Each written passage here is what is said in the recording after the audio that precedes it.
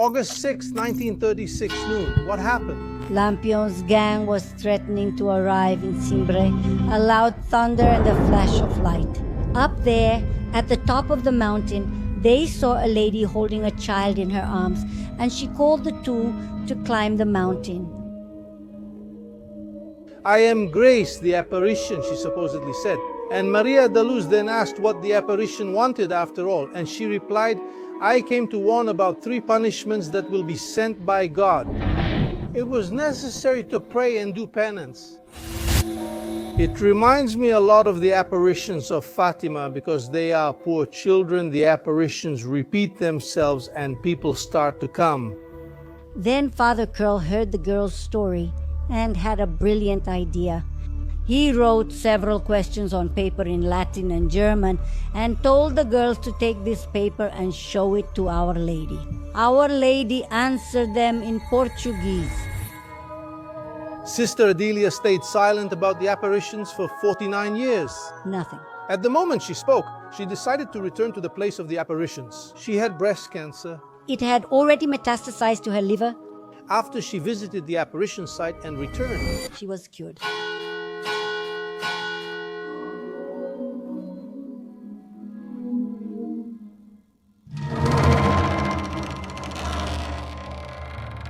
the episode is already starting. It's amazing. But before that, I have an important message for you. We noticed that 81% of the people who watch M3 Atos are not subscribed to the channel. It's a simple gesture for you. It doesn't cost anything. You just have to press a button now. But for me, it's very important. It makes all the difference. So here's my request. Subscribe to the channel and share this episode with someone you think will enjoy it.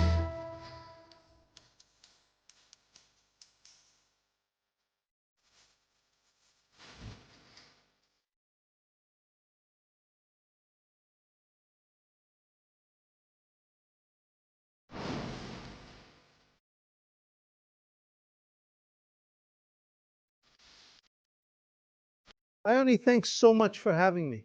Actually, I wanted to start by thanking the sisters, the nuns of Christian instruction. We're recording in 3 acts for the first time with, well, I won't call it an audience, right? Ione? No, they are guests and companions. Companions, right? Earlier, the sisters offered us a snack. I suggested waiting, but as it got dark, we decided to eat. It ended up being dinner. It was. Let's start by understanding why she became Sister Adélia. She wasn't Sister Adélia, her name was Maria da Luz. Maria da Luz. It was in 1936 that something happened Extraordinary. extraordinary. Extraordinary. It was in 1936 at Sitio Guarda, a small farm belonging to Maria da Luz's family. This young girl I'm going to talk about at the time was 13 years old, so Sitio Guarda was located in Cimbres. Cimbres is a small village, a village in Pesquera. So at that time, Lampion's gang was threatening to arrive in Cimbres. And everyone knows the story of Lampion, right? He spread fear wherever he went. He would notify that he was arriving at a certain place. Was there a warning in Maria's village? Yes, there was in the village of Cimbres. So the families around there would run and hide in the woods. The families were afraid that Lampion would come to their homes and commit robberies and all sorts of bad things that they used to do. That also happened to Marie da Luz's family, her father, Mr. Arthur, her mother, Mrs. Alda, and their children, who at the time were already a few, because in total, at the end of the story, I'll tell you, there were 14. They went into the forest, hid there out of fear of Lampion, so that fear ruled there among the families. And Our Lady, she always comes, let's put it that way. She appears when fear happens, when the moment is serious, when restlessness sets in. So Our Lady, it seems, doesn't it? God sends His mother so that she can come and calm those people.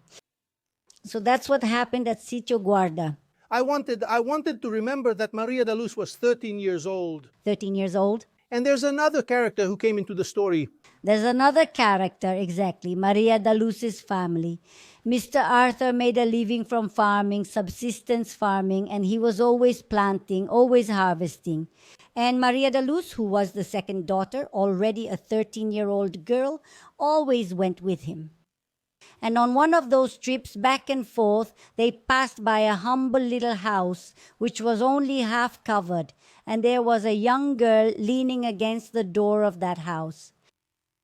There you can already see Sister Adélia's feeling of wanting to help others. Who was still just Maria da Luz. Maria da Luz. Sister Adélia will arrive later. She'll move again afterwards. So Maria da Luz already had this feeling of helping others, of welcoming people. So when they passed by that little house, a lot, Very, very poor. very poor, very poor, she asked her father if she could invite this 16-year-old girl, Maria da Conceição, to come spend some time, a few days, maybe a season, at her house. Because it was very poor there. To keep her company. So she could keep her company and help, not with housework, no. Because there at Maria da Luz's house, everyone worked. It was a humble family too. And Maria da Conceição's father agreed to let Mr. Arthur take Maria da Conceição with Maria da Luz to their house at Sítio Guarda. And was everyone afraid of Lampião? Everyone was afraid of Lampião because Lampião threatened to come there. And there's a very significant story involving Mrs. Alda. Maria da Luz's mother was with a newborn baby, and the baby had already been born with some health problems. So something was wrong, but she went into the forest with them. And at a certain point, Maria da Luz tripped and fell on top of the baby. Her brothers? Her brother, yes, she fell, but nothing happened. He didn't die. But from then on, his health got worse and everything. They decided to go back home because of the baby, and the baby ended up passing away. And when he was passing away, Mrs. Alda said to him, Lidio, which was his name, when you enter heaven, tell Our Lady to take care of Maria da Luz for me. That was it. Was it because of this accident that Lidio died? Nobody knows. He was already a fragile child, a newborn, and People died young back then. Many children died. Maria da Luz had other siblings who also died. They were born and died, especially in a place far from the city. I asked Ione.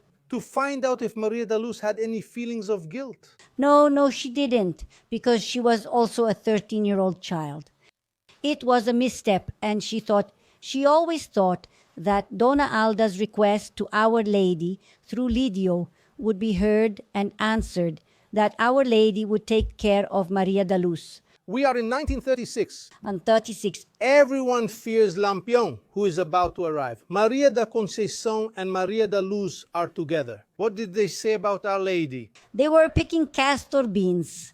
Castor beans are a typical seed from the region, used to make rubber, paint, and things like that. And they asked their father, Mr. Arthur, for permission to let them pick castor beans. Because the feast of St. Michael, which would be on September 27th, well, on August 6th, they were picking castor beans. On August 6th, 1936, the two friends were picking castor beans to sell at the market. For what? So that Mrs. Alda could buy fabric and make new clothes for the feast of St. Michael. Because in the countryside, it's very common to wear new dresses, new shoes. What do you call them, shoes? For the saints' festivals and the patron saints' celebrations. But they never sold the castor beans. No, but they picked them. When they picked them and filled their 2 baskets, they sat down at the foot of the mountain. This was August 6th, 1936, around noon. They sat down to rest. And one said to the other, what would happen to us if Lampião showed up here? They were in the middle of the woods, the house a little far away, and they were alone, just 2 young girls there. The other said, nothing would happen to us because Our Lady wouldn't allow it. Who said that? Maria da Luz and Maria da Conceição. Maria da Conceição said nothing would happen to us because Our Lady wouldn't allow it. So both of them were very religious. Maria da Luz's family was very religious, Her mother was a catechist. They prayed the rosary every day and prayed together as a family. Maria de Conceição's family wasn't like that. They were more distant from religion, let's say. But Maria de Luz's family was very devout. August 6, 1936. Noon, what occurred? A big thunder and a flash up there on the top of the mountain, and a light drizzle. And this light drizzle, later you'll see that it has a big meaning in the apparitions at Sitio Guarda. It's a rain that falls but doesn't get you wet. You feel it on your skin. And Maria da Luz, who would later become Sister Adélia, said, "It's a rain of graces." So they heard that thunder, looked up at the sky, saw a flash, and saw a lady on the top of the hill with a child in her arms, who wrapped his little arm around the lady's neck like this, and who called the two of them to climb the mountain. Anyone who has been to Sitio Guarda knows that today we have a great staircase to go up, but it was a mountain with thorny, dry, low vegetation, and they ran up the mountain for 600 meters. They didn't get scratched, they didn't tear their dresses, and they got there quickly. When they got there, they gazed at the beauty of that lady who smiled at them. They didn't ask anything, they were astonished by her beauty. Later, her sister would say that Our Lady is so beautiful that you can't even look at her for too long because her beauty is intoxicating. And then they went down the mountain and went home, arriving there feeling disturbed. Mrs. Alda asked what had happened. At first, they didn't want to say anything, but eventually they told her, "We saw a lady at the top of the mountain, just like I told you now." Mrs. Alda told Mr. Arthur, "Let's go up there. It might be Lampion's gang."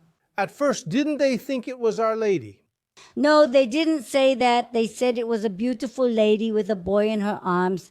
Then Mrs. Alda said, they thought, could it be Lampion's gang? And then Mr. Arthur took 3 workers who were friends from the farm. Each one grabbed his hoe, and they started cutting the twigs and trees so they could climb up the hill. The girls, Maria da Conceição and Maria da Luz, climbed up again, almost as if they were flying, and the men took a little longer to get there. They saw nothing. Then Mr. Arthur said, "We don't see anything." But the girls were seeing it, they could see it, and then Mr. Arthur said, "Ask who this lady is and what she wants." Then Maria da Luz asked, "Who are you, ma'am, and why did you come here?" Then she said, "I am Grace. I came to warn that 3 punishments may be approaching." But she gives a solution. Because we need to understand that sometimes in several apparitions of Our Lady, she warns about something that may happen. That's how it was there. At Sitio Guarda, she warned about 3 evils, 3 punishments. I don't like using that word, but it's punishment. That was the language used then. Our Lady.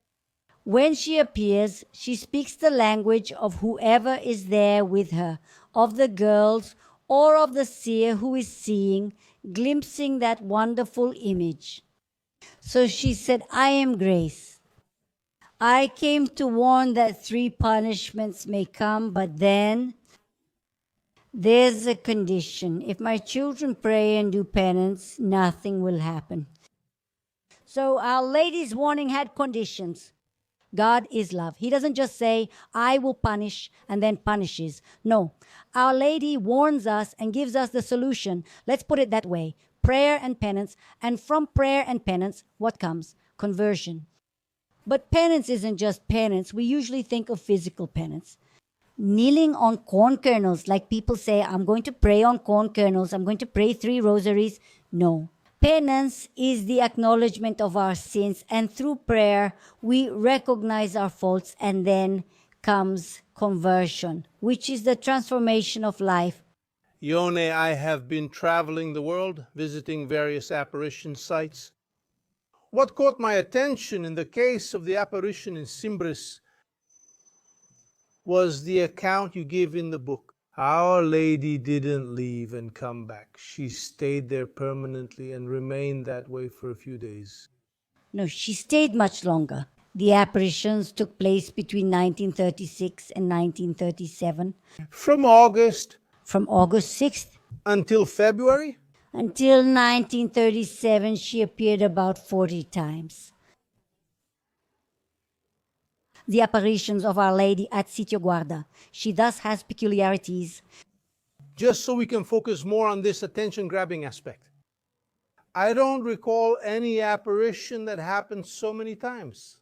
Is it really what would explain that?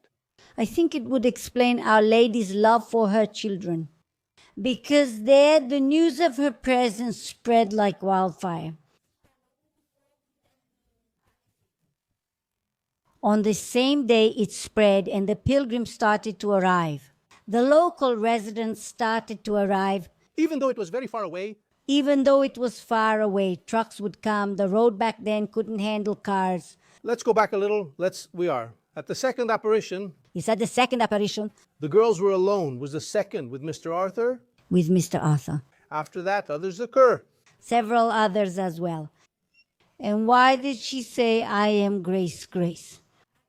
She was already full of grace since the annunciation of the angel, the Hail, full of grace. The Lord is with you then, Maria, there at the annunciation. She had already received the grace of having God in her womb.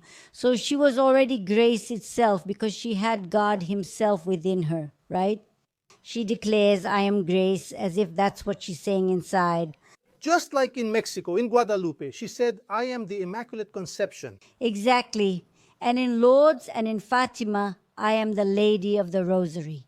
So she introduces herself, I am grace. Their parents were astonished and came down. They said nothing. Did they believe or not? They believed. They never stopped believing. Mr. Arthur and Mrs. Alda too. And the people who went there, most of them believed.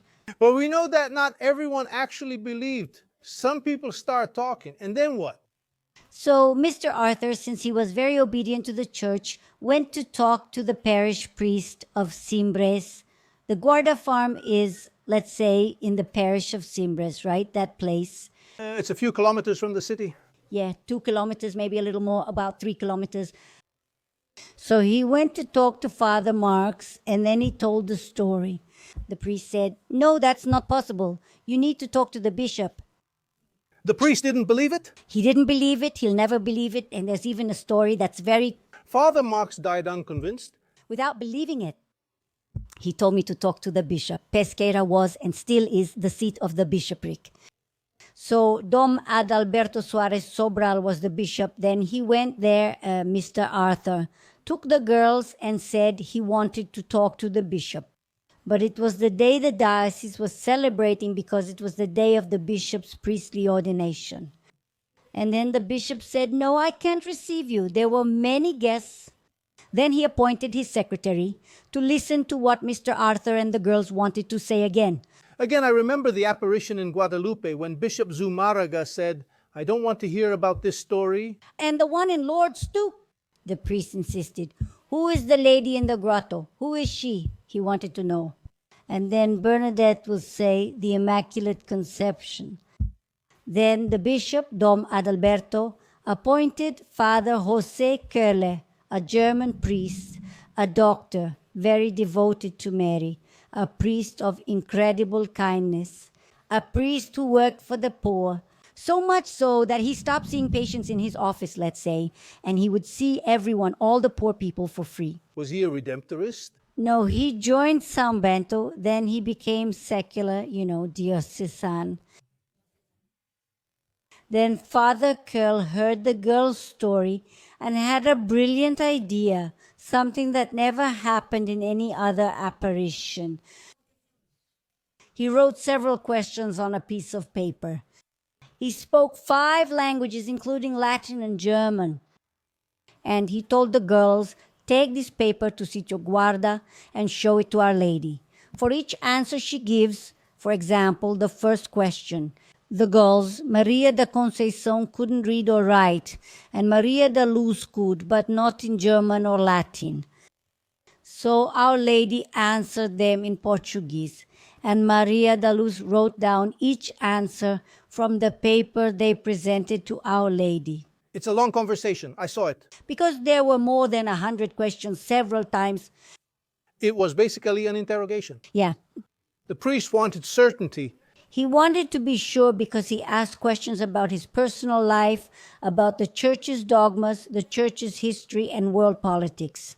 And did she get them all right? She never got any wrong. All of them correct. But there's a moment, and now I'll bring your book here, which is the main source. Here the sky meets the earth. Yes.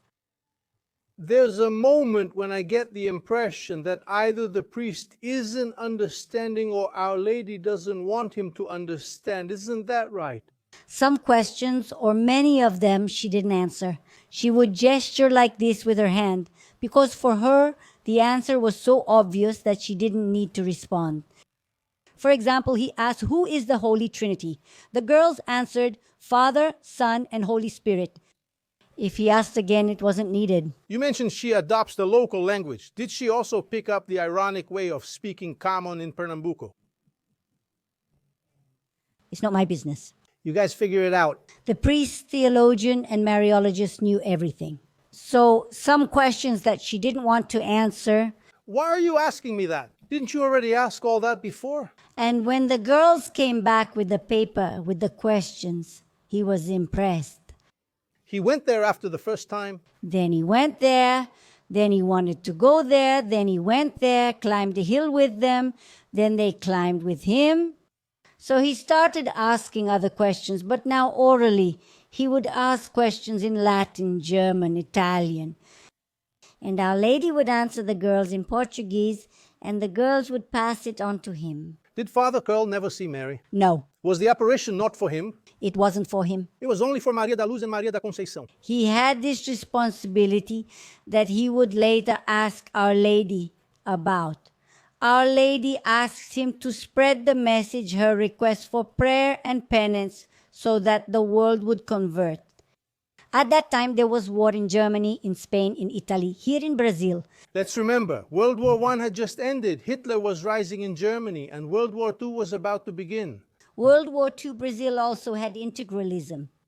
So, as an Italian, he also wanted to know what was going to happen to his country. He asked about Germany. He asked questions about Germany, so he would ask, and they always answered everything correctly. And one thing too, let's say, very special about the presence of Our Lady, which I didn't see. It may have happened because I don't know all the apparitions of Our Lady in depth. She would come smiling. I think there's a Pernambucan soul there again, isn't there? I think there is. Maybe the girls were smiling too. Was Sister Adélia smiling? No, not really. No, not really. She was more reserved because of her life. But isn't it because after all that, it also became harder to carry the weight of an apparition on your shoulders? And how she carried it, you see now, imagine. Our Lady smiling and the baby Jesus. Is there anything more beautiful? There can't be. So, and another thing, she always said goodbye by giving her blessing. She often gives her blessing even without saying goodbye in various situations. Maria da Conceição once said, "Look, even the boy Jesus knows how to give a blessing." And the blessing is God's blessing. Our Lady blesses in the name of God. I think that's very beautiful. It's also a message from the apparitions there at Sitio Guarda. Nowadays, parents don't usually bless their children, right? Has that really gone out of style? I was raised asking for my parents' blessing, and I raised my son that way too, and he's 52 years old now. My granddaughter says, "Bless me, Mom, bless me, Grandmas," and I say, "God bless you and make you happy." So Our Lady would bless, and Father Curl said, "I'm going to test it." He turned and said, "Why so many blessings?" And Our Lady said to be happy. So look how beautiful that is. These are different dialogues from other apparitions, but there are some things, Ione, that are in common with other apparitions. It catches my attention. A constant concern, it seems to me, comes from Father Curle with communism, Yes. which appears in the Secrets of Fatima Also, yes, because at that time in Fatima, it was right there in the midst of the commotion of communism emerging. I confess to you that at this moment, I wonder how much Father Curl influenced that dialogue. Exactly because he was concerned about Germany, he was concerned about the other countries. But we need to place the apparitions of Our Lady at Sitio Guarda, which today is even called Aldea Guarda as well. It's not politics. Political parties come and go, political ideas come and go, they change. But Our Lady and the message from heaven do not pass. So we can't just take this and say, the message of Our Lady at Sitio Guarda was about communism. It wasn't. It went far beyond that. Clear this up for me. Does the word communism only come from the priest's words? Exactly. Our Lady never said to him, communism. Did she just have one answer, yes or no? Our Lady didn't say, communism is coming. He asked, is communism coming?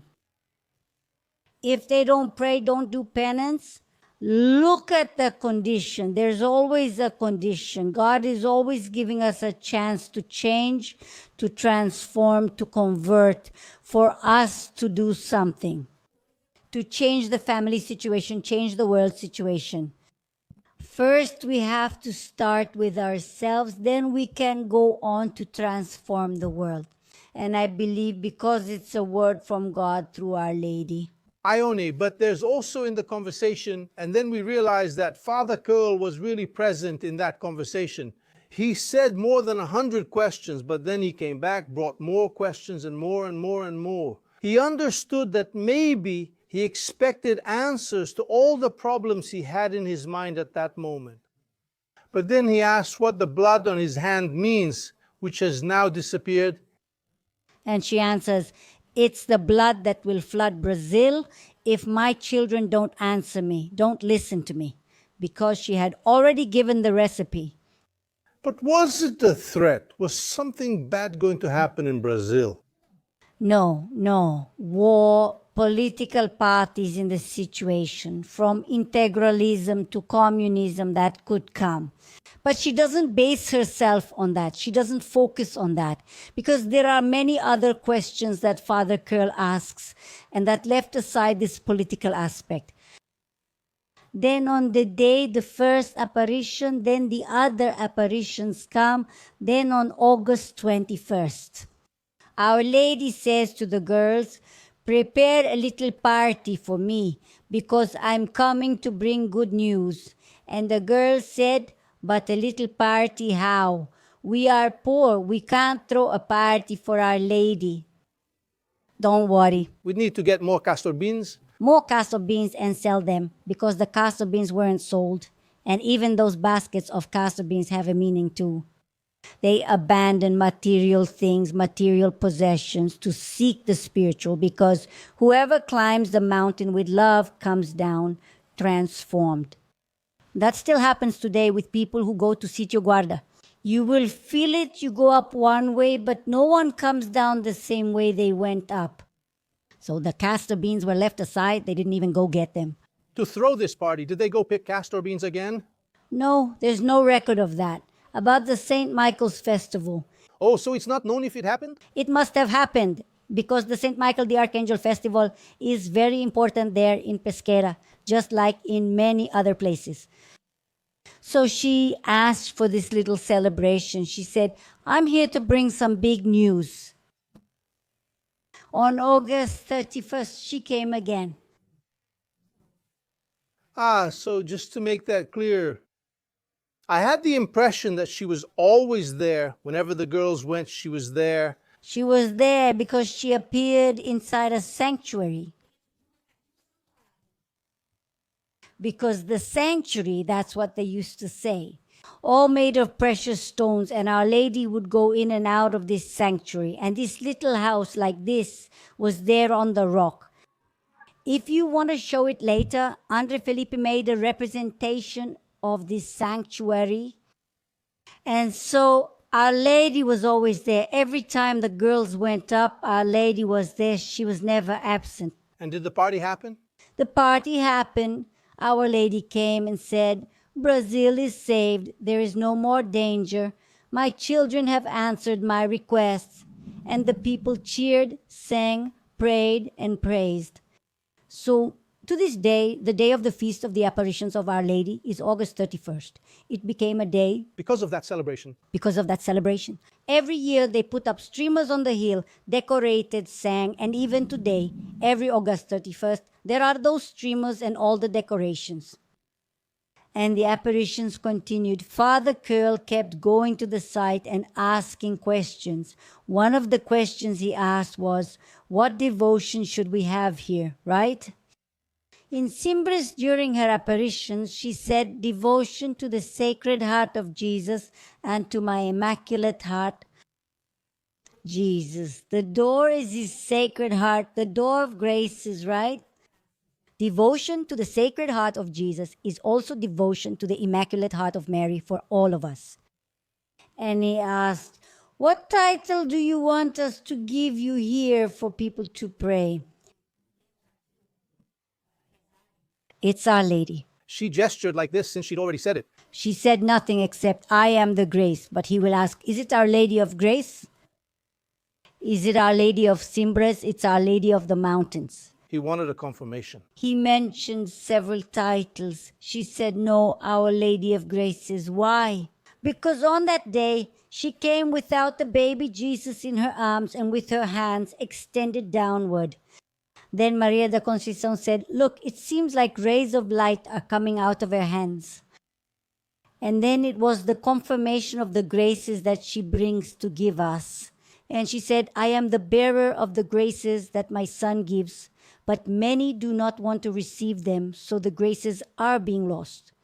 From then on, she appeared without the child Jesus and always with her hands extended downward. It's interesting that it's Our Lady of Graces because she has a very important theological role, which we can see when we look at the image of Our Lady of Graces, which comes from way back. Among the first Christians, when they began to interpret Mary's role in the plan of salvation, Marian theology starts like this, with Our Lady as the Redeemer of Eve's sin stepping on the serpent's head. Exactly. So this devotion, this Marian title, has a very strong power. Do you think there was any reason why it was Our Lady of Graces here in Brazil? No, I think she came as Our Lady of Graces to be the distributor of God's graces. For all of us, for the people of the region, for Brazil, for all the places that learned about these apparitions. Because Father Curl asked, how am I going to spread the word? Because she asked Father Curl to spread the word. How am I going to spread the word if my bishop forbids it? And there's a typical phrase there at Sitio Guarda, you know how to obey, so he couldn't spread the word. Father Curl, Jose Curl, he said, I can't spread the word. How can I ask people to pray and do penance to save them if the bishop forbade it? The bishop had literally forbidden him to speak. If the bishop forbade it, how did this devotion move forward? Because God wanted it. Father Curl, every time he left the mountain and went to his house, he would type. No, on a typewriter, he left everything written down, questions and answers. Because one day, Our Lady said, the day will come when these messages will be known, because he was worried. She said, don't worry, because the time will come for them to be known. And that's how it was. So Our Lady and also the people asked for a sign. We like a sign, don't we? Our Lady, show me a sign, I will receive this grace. Then she spoke, I will make a spring of water flow here from the rock of the mountain up here. Then Father Curl asked, always in German, and the girls answered in Portuguese. To heal the ills of the soul and body of those who have faith. Once again, look at the condition. But what? The water spring. The water spring. Whoever drank from that water? Whoever drank from that water with faith would be healed from the ills of the soul and the body. We can see a similarity with the apparition of Lourdes. Yes, the apparitions of Our Lady in Lourdes. I think she really likes water, doesn't she? There's water in Lourdes, in Sitio Guarda, and in other places, and water is life, right? The water of baptism, the water that flowed from the heart of Jesus on the cross, blood and water. She appeared with blood on her hand and made water spring from the mountain. So it's a very powerful symbol. There's also Mary's spring in the Holy Land, because that's exactly where she would go to fetch water. where she would go to fetch water. There's the Samaritan woman, the water well, where Jesus said, I will give you living water. So water has a symbolism of purity, of washing away sins, the soul, the heart. We're comparing a little bit with other apparitions. And I really remember, if I were to compare this one with another, the similarity for me, studying and reading about the whole story you tell in your book, it really reminds me of the apparitions of Fatima. Because they're children. In this case, they're two girls. There it was 3 children. Poor. The apparitions keep happening and people start coming, wanting to see. What was it like when the people from the region started going there to see the apparitions? What did the people see? The people didn't see anything. They went there out of faith to pray and ask for graces, to ask for blessings, and to sing. Was it just like Fatima, with only the children seeing and others not? The others didn't see anything, nothing at all. The girls talked with Our Lady. They talked, they answered the priest in Portuguese, and everyone could hear. Some people denied that. It's not true. How did that story go about the people who said it's not true? It's not true. Father Marcus decided to go there. I'll go there and ask some questions. He wrote the questions he wanted to ask in Latin on paper. He arrived at the hill, the girls went up, gave the answers, and he was writing down the answers. Then he folded the paper and said, I'll take it to the bishop. When he got to the bishop and the bishop opened it, the paper was blank. Why? Because he didn't believe. He wrote it, but he didn't believe, so the paper was blank. But do you think it was a miracle that the paper was blank? I think so, because he went with doubt to prove it wasn't true, to prove, look, it's not true. Some questions came, the wrong answer, the right questions, but the paper was blank. So it was also another sign that Our Lady gave. And she appeared, you'll see, there's a place on the rock where she appeared, and she left her footprints and those of the child Jesus as proof. This is an image of what the girls were seeing there. Exactly, with the child Jesus. Here it is, seeing the sanctuary where she appeared, as they called it, a little house made entirely of precious stone. That was André Felipe who made it, inspired to... Based on the accounts? Based on the accounts, exactly. And what's here? What are we seeing here? Is this the mountain where it happened? This is the mountain here. And Father Curl said it was like a white cloth spread over the stone. It never darkened. It was never painted. And it's still there to this day. Do you see this white part here? It appeared. The girls described her with the cream dress, the blue mantle, the crown of precious stones. Once, even Maria da Luz said, wow, she touched it, the crown almost fell off. It was childish, something that later Sister Adélia said that they also saw with their hearts, with the feeling that Our Lady brought to them. They saw this oratory around them. They saw, and many times they saw angels around. There's a very beautiful moment that you mention in the book. I wanted you to tell me about it. I had the impression that, well, it reminded me a little of the scene we're used to thinking about regarding the Assumption of Our Lady when the angels come down. And this is the last apparition. From Sitio Guarda? No, there were still several apparitions in 1937. But I wrote it down. Let's see here. I noted the one in February as the last one. Oh, yes. How was it in February? Let me see here. She showed up in February, but why between August 6th and that little party she asked for, and then in September? Maria da Conceição at one point sat on the rock and felt unwell. Then Father Curl asked what was wrong with her, and she said, I can't see like I used to. I can only see a blurry image now. So from that moment on, Maria da Conceição could no longer see Our Lady. Only Maria da Luz remained. And Maria da Conceição's father took her back to her hometown, which is Arco Verde near Pesqueira, so only Maria da Luz remained. The priest would send questions or go there himself, and only Maria da Luz would answer because Maria da Conceição was no longer there. But how was that image of the angels coming down? She describes that the angels were bringing Our Lady in a beautiful, beatific, wonderful vision. The angels accompanying Our Lady. That's how she described it. Angels accompanying Our Lady. Here's another image also made by Andre Felipe, which shows a slightly different moment. What's the difference between these two here? Is when the boy isn't there. When the boy is gone, until August 30, she would appear like this, with baby Jesus in her arms and blood on her hands. Then she appeared as Our Lady of Graces. Look at her outstretched hands, the rays coming out of her hands, which symbolize the graces she carries, that she received from Jesus at the foot of the cross. And then your son?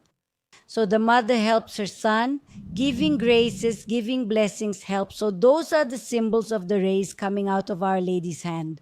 And the image, was that image never made? Is this the one that remained? Yes, it became known as the Our Lady of Graces. Andre Felipe made an image. Shall we see it? It's back here. Shall we take a look? This image is beautiful. It's very beautiful, and it has some things that are different from the image I've seen. There's even one here. We'll see it later. It has the stone here, the mountain below. What's this lighter part that we see here? He put a cloud as if Our Lady was coming from heaven. Is this an artistic interpretation? Yes, but look, she's barefoot because she left her footprints and baby Jesus' footprints engraved in the stone. They're still there today, the blood on her hand. She appeared here in the grotto. That's why we called the girls. They used to say, let's go to the grotto here. Oh, this part. This spot represents the grotto where Nossa Senora appeared. Today there's some cement covering it. What is that? Today there's a staircase, some steps for people to reach the statue. Was this the part that Mr. Arthur, the father, built? No, Mr. Arthur built a little house at the spring because people would go at night to get water to sell since it spread that the water was miraculous. So he made a little door, put a lock on it, and closed it. You'll see it there. People would go in at night and steal the water? Sell the water during the day. Then Our Lady became very sad and made the spring disappear. It dried up right there. Then she told the girls to ask their father to build a fence there so no one else could take the water, only the girls. But later the water came back and the girls were very sad. People asked, then Mr. Arthur removed it and the police came and tore it down. I want to know that story about the police. And here, look, it symbolizes the fountain. Look at the water flowing. So this water that we're seeing here, that we see in the description of the apparition, is a very beautiful moment of the apparition. When water first appears from the rock, From the rock, up there on top of the mountain. does this water or spring still exist? This water exists. It's a mystery. A storm can fall there and the spring is dry. It can be a scorching sun and the spring gushes. So Sister Adélia used to say, it's a mystery. Our Lady gives when she wants and to whom she wants. So we've already arrived there, having water to bring bottles and bottles of water. That's what she used to say. Gives when it wants, to whoever it wants. It's more than just water, right? It is everything. You need to have faith, prayer, penance, conversion. All of that is in her conversation with the girls. It's her conversation with the girls. So the water, we go there might be water, there might not be. If I go and drink the water, will it have a miracle effect? It does if you have faith because Our Lady says it's for those who have faith. Is it similar to what happens with the water from the Lord's spring? Yes, it is exactly. Except that in Lourdes, there's a lot of water. At Sitio Guarda, it's always been this water that drips. Sometimes it appears in abundance, dripping from the rock, but sometimes there's hardly any. Now, it seems I hadn't noticed before that this isn't either like the main image because there's the child Jesus there. This one has the child Jesus. She appeared with the child Jesus. Until about the 30th then, on the 31st, she already came with her hands outstretched. Okay, and then what happened? We were saying that the bishop forbade it. Let's go, the bishop forbade it.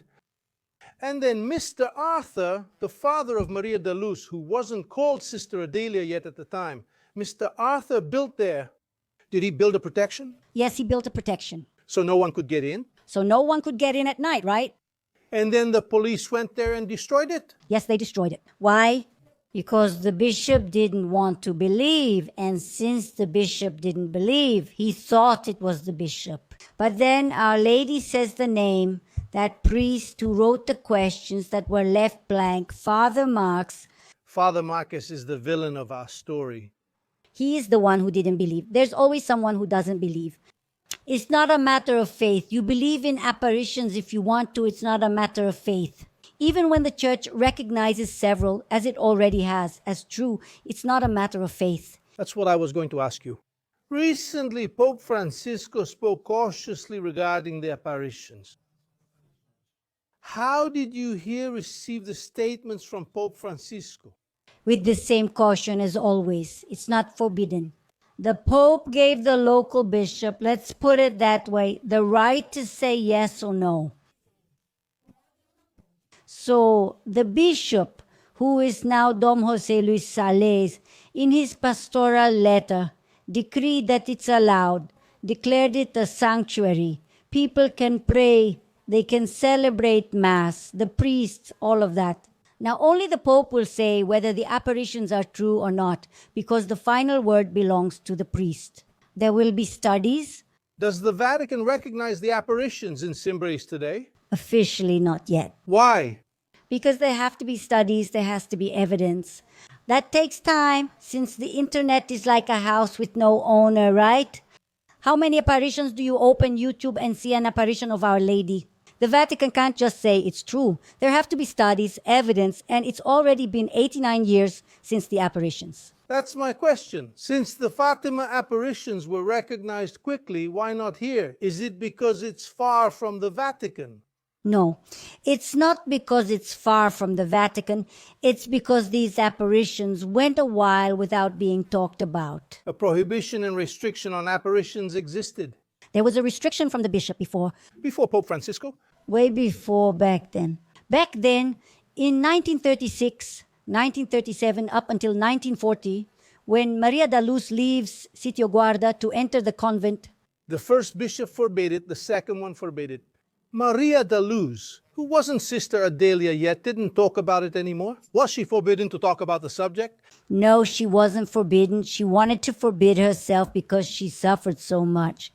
She saw her father being arrested. Her father was arrested, so first her father was arrested? Her father was arrested. He spent the night in Pesquera. He was about to be brought to Recife. But the police chief who interrogated him saw that he wasn't to blame for the crowd going to the farm, and he was released. Why was her father arrested? Because he was the owner of the farm. And what was he causing? Trouble? Trouble, because people were arriving there. A lot of people, cars, trucks, people on foot, on horseback. And the bishop didn't want that pilgrimage there because he didn't want it, because at that time, the church. What you're telling me now, which I got the impression from your book, the bishop didn't want it. No, he didn't want it. So it was likely the bishop who called for the police? We don't say. Our Lady says it was the priest who wrote the questions, so surely the priest spoke to the bishop and the bishop asked. It doesn't say explicitly, it was Dom Adalberto who asked. But priest, technically, even the Pope is a priest, the Holy Father. Yeah. Could it be the bishop? It could. But since he died and didn't leave anything written... I'm saying this because 2 bishops, or maybe more, prohibited it. More because these apparitions were only made public in 1985. Was everything kept silent? In silence, for a reason. Our Lady asked Father Curl to take care of her, that in 4 years she would have a vocation to enter the convent. Father Curl became her spiritual director. She called him Godfather. She told Maria da Luz that he would be her godfather. He tried to enroll her in 2 schools, 3. They didn't accept her, so she couldn't study, which made Mrs. Alda sad because she wanted her to study. Anyway, she left. Did she go to Garanhuns? Garanhuns. She went to Garanhuns. She wasn't accepted. A school from the same congregation? Same congregation, but she didn't stay. She left because the superior wanted it that way. Bishop Dom Adalberto went to visit the school and found out that Maria da Luz was studying there. And he said he asked the sister to let her go. And he said to Father Curl, instead of supporting a priestly vocation that will be useful to the church, you support the vocation of a student, a girl. But did it bother him that she was the visionary of Cimbres? Exactly there, So was this bishop picking on her? I don't know if he was. In the end, he even says so in the book. He does. He wanted to believe, but he had already taken a position. There had already been so much, I wouldn't say confusion, but so much going around about it that he was later transferred and no one talked about him anymore. The last appearance was in 1937. Maria de Luz never spoke about it again, and Father Curl stopped talking about it too. Father Curl was transferred to Pedra, a city called Pedra, and then to Bique. And Our Lady had told him, you will go. I will give you a sign today. You will believe that it is me, that I am here. After a few days and several questions, he asked, what will it be? She said, your transfer. And the bishop transferred him, thinking that by removing him from there, the matter would die down. But there was also Friar Esteban Rottiger, also a German theologian who also wrote everything down, went to Sitio Guarda several times, also asked the girls questions and believed them, and left everything written down. It's a genuine theological treatise by Friar Esteban. And then it happened that Maria da Luz came here. Came here To where we are now, where we are now. which is the convent of the Sisters of Christian Instruction. Exactly. So she came, but before she came, she spoke with Father Curl. She asked him for a penance, that he would give her the penance of not talking about the apparitions. So he said, are you asking for this? Do you want this? She said, I do, fearing rejection at the convent too. Who said that to her? Father Jose Curl? Who was Father Curl? Father Curl. She asked Father Curl to give her this penance of remaining silent, and he said, do you really want that? She said, I do, because she was afraid that the sisters here, the superiors, wouldn't accept her for being the visionary of Cimbra. So she spent 49 years in silence. She didn't say anything. The superiors knew, right? Because they were the superiors. But the story hadn't spread. Nobody knew. They knew, but when she left Sitio Guarda at 18 or 20, she left, the story died. The bishop was transferred, and both Father Curl and Father Fray Esteban left. Then it was forgotten. People still went, but not as much, not like the crowds that used to go. There came a time when the devotion stopped. No, it didn't stop, because it's still alive today, but it stopped being publicized. There's the little chapel there that Our Lady asked to be built and all. So she was kind of like, because Our Lady said time will make it happen. That wasn't the time yet for her to be known throughout all of Brazil and the whole world, like she is today. Then Sister Adélia arrived and remained silent. What year was it that she came here to the convent? She came in 1940, 36, 40. Yes, that's when she came here. And then she stopped being Maria de Luz and took the name Sister Adélia. Sister Adélia. Why? Sister Adélia? Because in the past, they would change the name when a nun or a monk entered the convent. They would leave behind their civilian life, start a new life, so they would also leave behind their civilian name. The superior could choose any name, including a saint's, and she named her Sister Adélia. Do you know why it was Adélia? No. Did she choose or did her superior? No, it's always the superior's choice, not theirs. But now they don't switch anymore. Sister Vivian, even her name isn't really Vivian. Sister Vivian, here with us, lived with Sister Adélia for years. Oh my God, 40 years there. Sister Adélia spent 49 years in silence. Nobody knew anything. Then she developed breast cancer and started a treatment, a very serious treatment. But when she came to the convent, she had that feeling I mentioned at the beginning of helping the poor, of being helpful, of prayer, of penance. Then she developed cancer, started a very serious treatment with chemo and radiation, and she was already very weak. Her doctor, who is very well known here in Recife, gave her 3 months to live, and she was in the infirmary here at the school because she was very weak. For the sick sisters, communion is brought to them. And then, when the Blessed Sacrament passed by her room, Sister Adélia's room, she felt the presence of Our Lady saying to her, Our Lady appeared to her and said, the time has come for the apparitions to be known. Then she felt something strange inside her. After 49 years, Our Lady told her, the time has come. So she went to her superior and asked for permission to tell the religious community. Did she tell it here inside? Here inside. Do you ladies remember? Did you ladies hear? They heard. At the same time, the sisters gathered with the superior, and a month later, they all went on a pilgrimage to Sitio Guarda. The superior didn't want her to go, believing she couldn't handle it. Back then, there were no stairs like there are now. We had to stop at Cajueiro, which is a little village, and walk 2 kilometers in the mud. If it was raining, we would go through a stable walk, and it was weak. No, you can't go. But she asked, let me go at least one last time to see the place where I saw Our Lady. And did she go? And she went. And Sister Vivian says that she also went. She went ahead of everyone with a rosary in her hand and 2 roses. It seemed like she was flying. She walked 2 kilometers and climbed the hill, holding on. I remember before there were stairs, we'd pull ourselves up by the branches. She climbed up while sick, and the sisters followed at a slower pace. When everyone got to the top, she then knelt down and said, kneel down, Our Lady is here.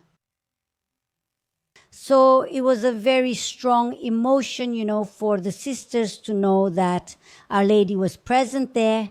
I'll remove the image since the sisters are getting emotional again, right? Yes. Can I remove it again, Fernanda? Sister Vivian, you remember well, right? I remember that we were all on our knees crying. Everyone on their knees? She said, she's here, she's beautiful. She is present. And she is beautiful. And there Our Lady gave her a new mission. She gave her the mission to spread the Gospel of St. John, chapter 19, verses 26 and 27. Mary at the foot of the cross, woman, behold your son, and from Jesus' heart, which she requested in 1936, devotion to Jesus' heart, where water and blood flow. So she spreads this gospel. Did Sister Adélia spread it? Did she mainly spread these 2 verses? These 2 verses. John 26 and 27. Right. 1926 and 27. And pray for the priests and take care of the poor. She had this mission until the end of her life, so they returned. How did she spread this message? She didn't speak. We spoke for her. Sister Vivian walked for 40 years with Sister Adélia, because when she returned from that pilgrimage, she came to Recife. She abandoned her chemo and radiation treatment. Then she met with her doctor, and he said, Adélia, what happened? Did you abandon the treatment? Are you seeing another doctor? She said, no, I got better. Better? Were you cured? She was cured. She took a small medal of Our Lady from her pocket, placed it on his table, and said, she cured me. She got better. She died more than 30 years later of old age, of something else, not cancer, and the cancer had already spread to her liver. Oh, it had already metastasized. It had spread to her liver. She was bald and very old. Did she get cured after returning to the apparition site? Because she said to Our Lady, there, if you want me to spread this gospel, your messages, I can't do it while I'm sick. Take care of me. Let me see if I understood correctly. Sister Adélia stayed silent about the apparitions for 49 years? Nothing. As she spoke, she chose to return to the site of the apparitions. She had breast cancer. Breast cancer with liver metastasis. When she returned from visiting the apparition site, she got better. She came back well. She was cured. She didn't need any more treatment. Was this case documented by the medical field? Yes, the doctor has it. Her doctor has it because there was no explanation. She stopped the treatment. Is this in her beatification process? It's confidential. I haven't seen the process. Do you know, or you just don't want to tell me? No, I don't know, but it's written because it has to be. It has to be. It's there in the book. And your priest, the postulator, knows this story. He knows. It's in the process, of course, as a grace received by the visionary, and she got better. Before we discuss the beatification process, which is important and may lead to canonization, God willing, and he does. and then we will have Saint Sister Adélia, Yes, the first saint from Pernambuco. the first saint from Pernambuco.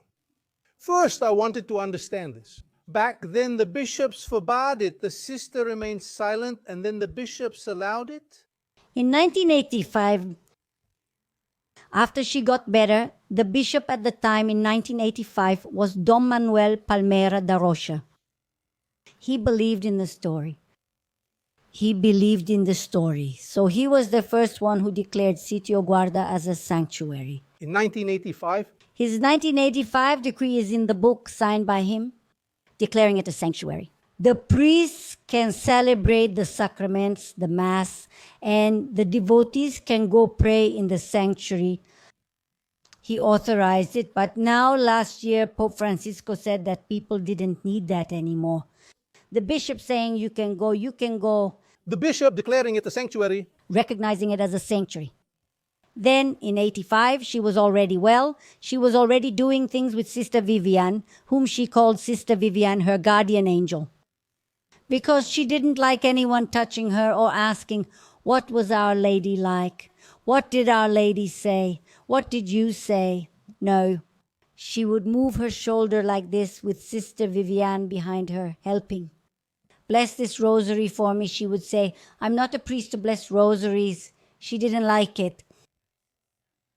Don't touch me, I'm not a saint. Don't touch me, I'm not a saint. Because she said that the extraordinary about the events is that there's nothing extraordinary. She wasn't extraordinary, she used to say. I'm a sinner. I'm not worthy of having seen Our Lady, because she thought she was too small for such a great grace. And Sister Vivian always going with her on missions, right? Take care of the poor, let's take care of the poor. So the two of them would go through all the poor communities in every city in Recife, wherever she worked, in the congregation's houses here. And once something really curious happened really quickly. I went to an old slum. Back then it was a rough slum here in Recife.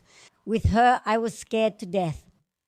2 women called us over and said, don't come here again. This isn't your place. It's really rough here. I stopped going, but she and her sister Vivian still went. They weren't afraid. Vivian, even at 10 or 11 at night, would go if someone was dying and wanted to receive communion. Can I come pick you up? Is that okay? Both of them would go. So Sister Adélia's guardian angel was Sister Vivian. She spared her from a lot of things, helped her with a lot of things. Sitio kept her things. So Sister Vivian has a very important role. The Emeritus Bishop of Salvador in Bahia said that Sister Vivian is the living relic of Sister Adélia. Did you become a relic, sister? She doesn't like me to say it, but I say it because I met Sister Adélia outside the convent, and Sister Vivian met her both outside and inside, Prayer time, penance, Mass, community life, which isn't easy to live in a community. So Sister Vivian knew her from all of that. In 1985, she, already well, made the first pilgrimage there from Fortaleza. With Friar Marcos, he came from Fortaleza by bus. Then it started to spread in Recife, Pernambuco, Maceió, João Pessoa, and several other places. And how did I meet Sister Adélia then? That would be the third act. Normally, I call it the second act and the third, but you already jumped to the third, so let's go straight to it. The second was her illness, from which she recovered. Tell me something about the illness. Something caught my attention, a coincidence, because I heard that the main church, or the church in Cimbres or Pesqueira, the Cathedral of St. Agatha, dedicated to St. Agatha. Águeda or Agatha, which is the same. I was there in Malta where St. Agatha or Agatha was in hiding, as the story goes. Tradition says she spent several years in the catacombs. It's a very powerful story within the Christian tradition. Exactly. That connects Sister Adélia with a saint from the earliest days of Christianity. And connects because she is the patron saint of breasts, right? Because because her breasts were cut off under Diocletian. And Sister Adélia had breast cancer.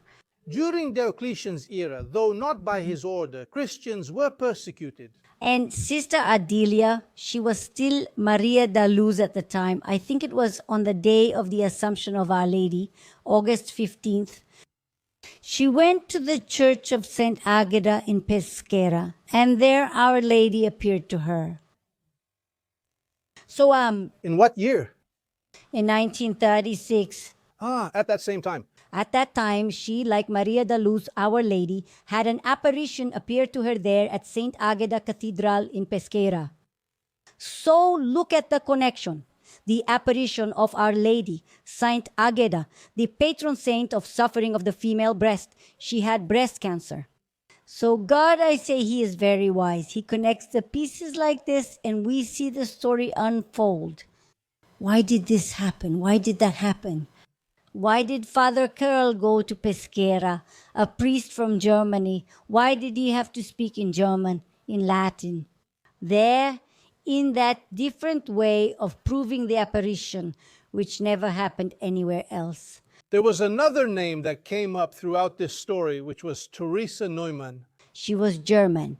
Yes, Father Curl wrote to a great theologian, Ritter von Lama, telling him about the apparitions and wanted his opinion for him to ask Teresa if the apparitions were true. Why ask her? Because she was a seer of Our Lady and it was an apparition accepted by the church, and she confirmed it is from Our Lady. Teresa Neumann also has a story that she, in India, fed herself exactly. Exactly, and Ritter Lama was the director. Not spiritual because he wasn't a priest, but he always visited her, wrote her stories, so there was this confirmation from Teresa. She said, yes, why? Because Our Lady told her, she asked Our Lady. Our Lady said it was true. And Ritter von Lama also asked another seer, whom he said, I will call this seer Maria.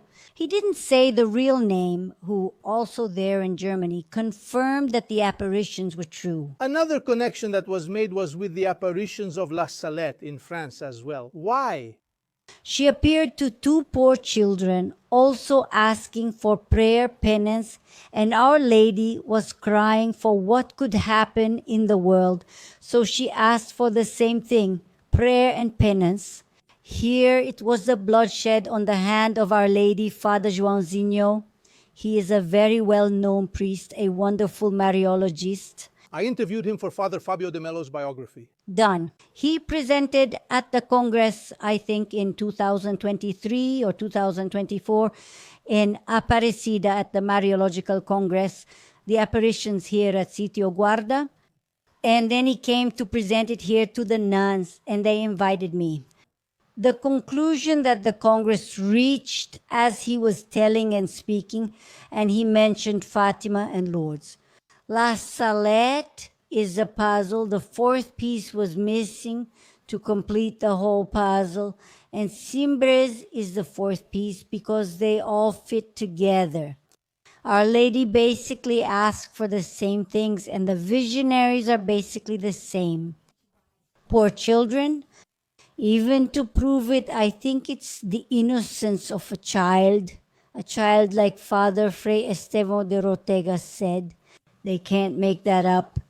And then when Maria da Concepción stopped seeing Our Lady, that's one of the signs of its truthfulness. Maria da Conceição was another girl with Sister Adélia. She was the one who left.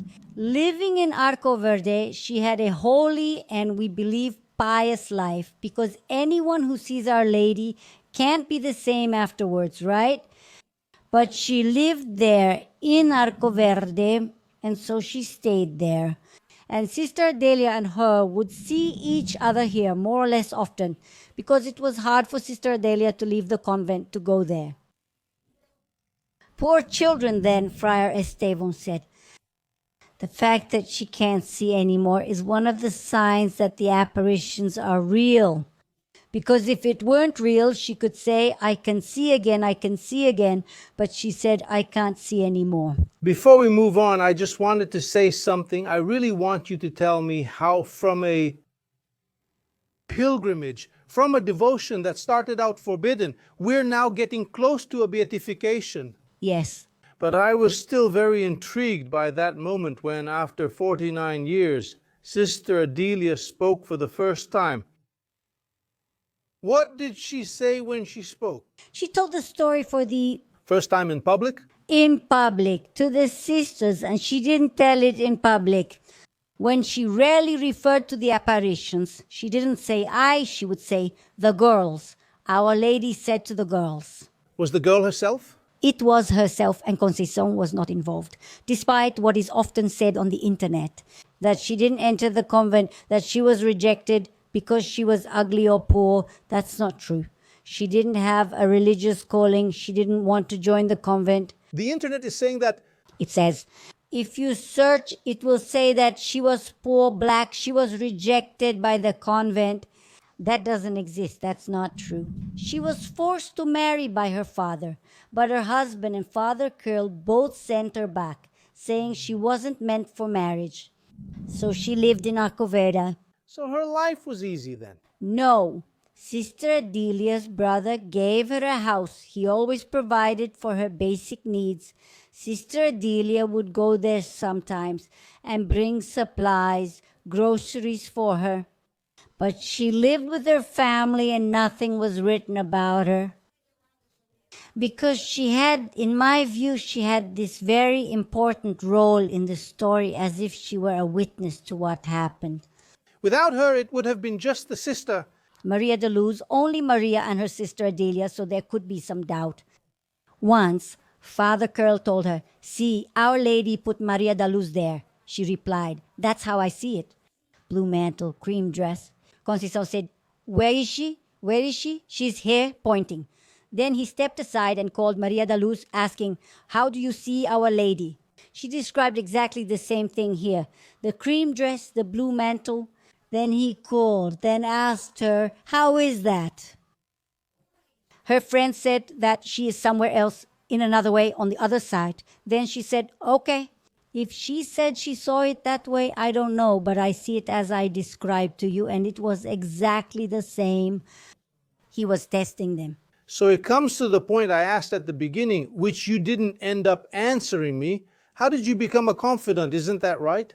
Did she tell you this whole story? Yes, in 1985, I was struggling as a newlywed, not with my marriage, but financially and with other issues. And I used to go to Mass every day and I would say, Jesus, I can't ask you. I'm going to ask Our Lady for a miracle in my life, and so on. Then Mrs. Eunice Carroll, niece of Father Jose Carle, who attended Mass with me, once asked, Ione, have you heard of a nun from the Ladies' College who saw Our Lady? I replied, no, never. She said she saw her and told me the story. I got home and called here immediately and said, look, I would like to speak with Sister Adélia. Then Sister Veronica answered, whom I met later, and said, look, Ione, it's hard to talk to Sister Adélia. The sister still protected her in 1985. Right around the time when she started to speak. Exactly. So call then, I'll talk to her, set a time, and you call tomorrow and I tell you, no, wait a minute. She's walking right in front of me. I'll hand the phone to her. Then I said, already crying from emotion, then she said, come today at 2:00. At 1 in the afternoon, I was here. We talked. She came with Sister Vivian. They welcomed me. I stayed until 6 in the evening talking. And then I didn't ask her anything about the apparition, nothing, how it was, how it wasn't, how it happened. I was telling her about my life so she could give me some advice on what I should do, how I should act. Then she said, come work with me. That was the only invitation. And what kind of job did she want?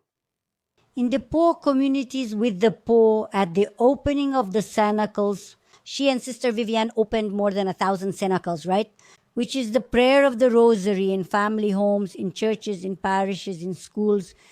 So I spent the whole year of 85 with her and Sister Vivian, and then in 86, 87, she called me here and said, there's a mission for you.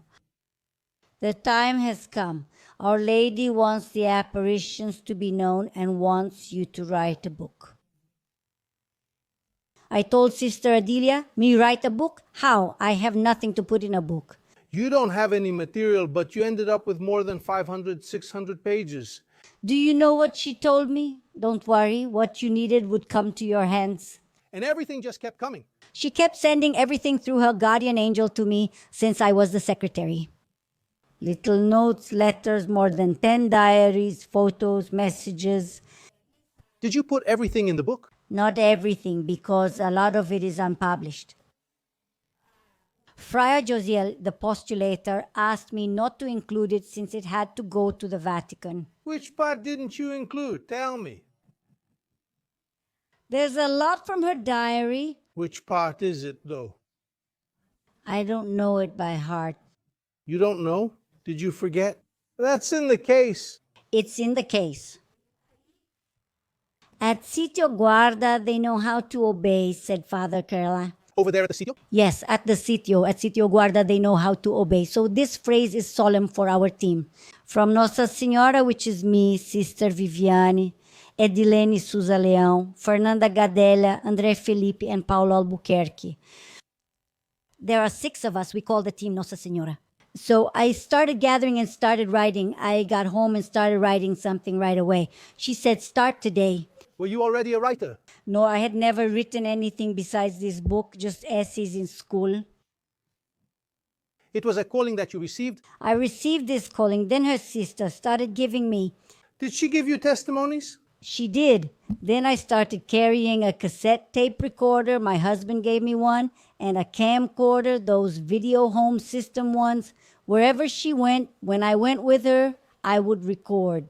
She would say prayers, several prayers there at Sitio Guarda. She would kneel down, suddenly close her eyes. You kept going to the site? Then we started going to the site. The first time I went there, it was so hard to climb the hill because there were no stairs that when I got there, I was really emotional. And I said, Our Lady, I will never come back here again. I can't. It's too hard.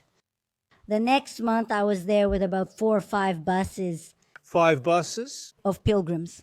Did you take them? Yes. Did you become a tour guide? I wasn't a tour guide since I paid for my own ticket. It was me and a friend of mine, Jamilia Alves, who has passed away now. We used to take pilgrims, and later Edeline also took them. But I'm talking more about my part, so I started putting things together and I began. She would tell you the story. Does what's in the book have a lot of her narration? It's all hers since Father Curl wrote a part in it. There's Father Curl's part. She gave me the book, and I started adding her words, the messages, the prayers she used to say, the requests. So the book kept growing. In 1988, it was the first edition. It had just over 100 pages. But how do you make the book? Where's the money for the printing? At that time, you had to put letter by letter to make a sentence. My husband, who was very Catholic, told me, and he was a wonderful person. Don't worry, we're going to make Our Lady's book. We're going to spread it. But I have one requirement. This book will never be sold. And wasn't it? No, it never was. 10,000 books, 10 editions. We distributed them all over the world. People would ask for them. We didn't even charge for shipping. We just sent them. And then came the 2nd edition, the 3rd. It kept growing and growing until the 9th edition. That's when there was also a pause. There were the lands at Sitio Guarda, which are indigenous lands. There was some conflict because they wanted the land with funai and everything, so things were on hold for a while. That's when the story was on hold. And then in 2023, 2024, Sister Cleonice Santos, who was the provincial here at the time, called me because she wanted to see how I could contribute to Sister Adelia's cause. She died in 2013. Sister Adélia? Sister Adélia, 2018. The cause for Sister Adelia's process was opened for her to be First servant of God? When was she declared a servant of God? in 2021. It was in 2021 because in 2024, wasn't it servant of God that you asked me about in 2024? Now, last year Did the beatification process start right after? of beatification. Then They needed documents from Sister Adélia because for saints you need handwritten notes, photos. And did you have everything? I gathered 6 60-liter boxes, those big black ones, and I don't know why I kept all that for 40 years. And Sister Vivian called me every day, Ione, shall we reissue the book? Shall we reissue the book? And I would say, Sister Vivian, leave me alone. I've already done my part. But a course in the Vatican is expensive. It's not like you can buy sainthood, right? You have to spend? You have to spend on the trip, the theological team, the team of doctors, the historical team, the postulator of the cause. You have to take them, you have to bring them back. The whole process is done here in the diocese before going to Rome. This all costs money, and the congregation isn't wealthy. There was none. I said, well, then we can do the following. We'll make the 10th edition of the book. I won't sell it, but whoever wants to make a donation. Yeah, here are the boxes. Sister Vivian displaying the boxes of letters you saved? Yes, letters, notes, messages, photos. There were her clothes. There were personal belongings. And is all of this being used in the cause for beatification? So, if she becomes a saint, you're responsible for that too. And Sister Vivian, for sure. No, I'm just the secretary. Sister Vivian is the angel. She's much more. I thought, my God, why am I keeping this? Sister Adélia loved this congregation. She loved this house. I used to say, everything is in my house. I kept it for 40 years, Rodrigo, in a cardboard box sealed with tape. That's how I kept it. I opened it because Sister Vivian kept insisting, open it, open it. Even I was surprised by what I had. I didn't even remember I had all that because I kept collecting it over the years. She gave me roses and a rosary saying, here you go, Ione Paiva. Our Lady sent me to give this to you. It was a very emotional moment and I wondered why I had it. If I die, it will stay with my family. This should stay at Sister Adélia's house with her congregation and talking with Sister Cleonice. She thought it was great. She talked to the other sisters and everything, so I brought everything here. There's nothing else, just something that Sister Cleonice said. Keep this, keep this. That's in the memorial here? Something. But the boxes are stored because we're waiting for the process. The diocesan one is already over. The beatification one, I think when the beatification comes, they'll open all 6 boxes completely, I think. Oh, they haven't been opened yet? There were a lot. The diaries went to the Vatican, the photos too, right? Some things, others are still there, which I didn't put in the book because Friar Jose asked me not to. So it would still be something unpublished for the Vatican, you know? Ione, we've been talking here for over an hour, maybe almost 2 hours, and I haven't told people that behind you there's a relic of Sister Adélia. Of the first degree. Of the first degree, it's the urn with the mortal remains. Her funerary urn. It's because to start a process in Rome, you have to exhume the body. So it was exhumed, and there are her mortal remains. In that ossuary box? Yes, it's kept there, a first-class relic. Does it feel intense being here in front of her remains? Oh, very intense. It's as intense as when I started to open the documents I had of hers. Very intense. And she gives me this responsibility when there were so many other people she could have chosen to write. And she gave it to me and I accepted with all my courage, saying to Our Lady, the work isn't mine, it's yours. Help me. And in this 10th edition, Our Lady is so good. She's so good, not just with everyone, but in my case, especially with me. Everything I had was handwritten. It was that time there were no computers. So I said, my God, now the print shop wants everything digitalized, everything on the computer. I don't know how to use it. I use my cell phone. How are we going to do this? I need someone to do it. Sister Vivian and I went to Nazareth de Mata, which is a city that has a house here of the congregation, to pray the cenacle there. And there I met an angel named Andre Felipe, to whom I said, Andre, help me, Andre. I don't know how to do it. Leave it to me. The same artist who made that image. Who made the image? Then he introduced a friend, Paolo. Because all the files I had were still on aluminum plates and everything needed to be converted into a special program for the computer. And Paolo managed to do that. To wrap things up, I want you to understand something. For someone to be canonized, miracles are required. Yes, Sister Adélia is credited with miracles.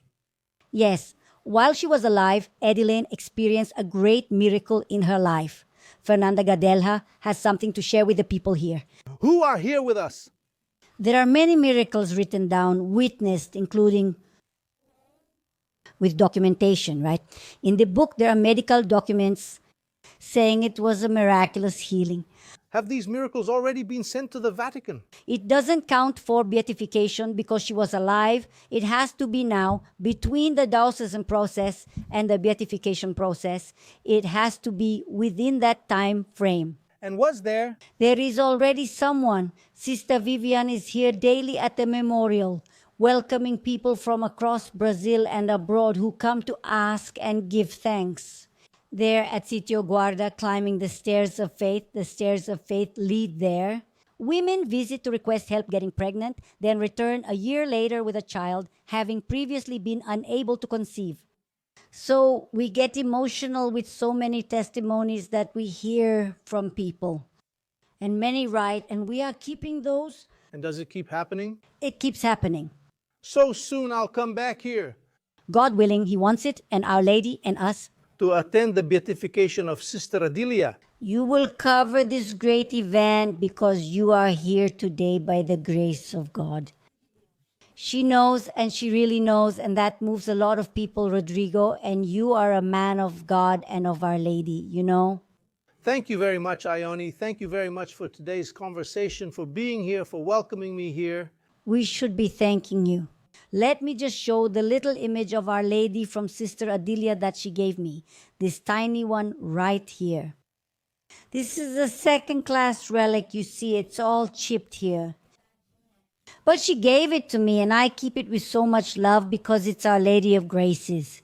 With her little hands down, it belonged to Sister Adélia, so I keep it. I'm taking the opportunity to touch it here. I see it. It's not going unnoticed, no. So here is the picture kept with all my love. Where was this picture kept? It was hers in her room, and she gave it to me. Thank you very much. Are you giving it to me? It's beautiful, huh? It is. And does it stay in your room? Yes, it stays. I put it in a dome because I'm afraid because it's, you know, it's kind of... And if I could read a little message from Our Lady for... Read whichever message you want to read, of course. Do you have it there? It's here in the book. Be careful not to fall, okay? I'll leave her here holding your hand. I'll take care of her. You take care. Look, see? Well, that was a message that Our Lady gave to Sister Adélia on August 6th, which would be the day of the first apparition. But in the year 1989, on the day of the Lord's Transfiguration, says Our Lady, "My beloved children, everything is given to you in exchange for your conversion. Convert and live the gospel. This desert invites you to intimate prayer with God.